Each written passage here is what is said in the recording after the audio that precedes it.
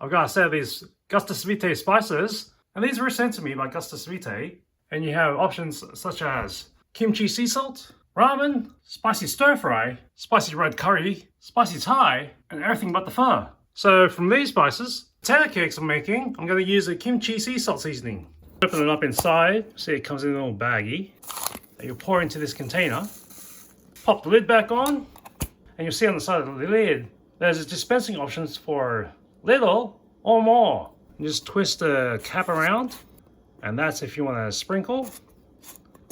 And that is for when you want to use a little bit more seasoning. So for this, we're going to just use this.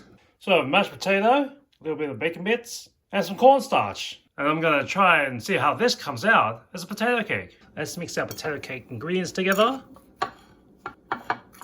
First pass of the mixing is done. Let's get our seasoning and open it about to that much.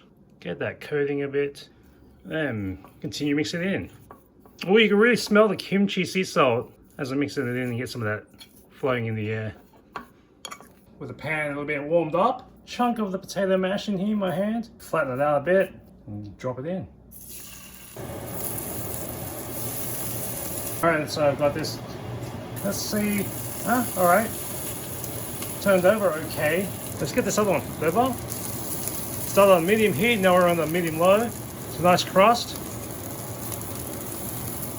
It's looking good. You really smell the kimchi seasoning coming in. It's crisping up pretty good. I'll sprinkle a little bit more just for good measure with the sprinkle option.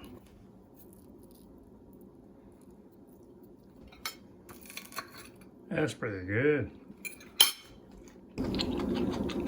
And you'll see there's a magnetic base on each of these where you can just slap it right on your fridge so it's within reach as you're cooking next to the stove. And the labels are very clear, allowing you to quickly identify which spice you're grabbing.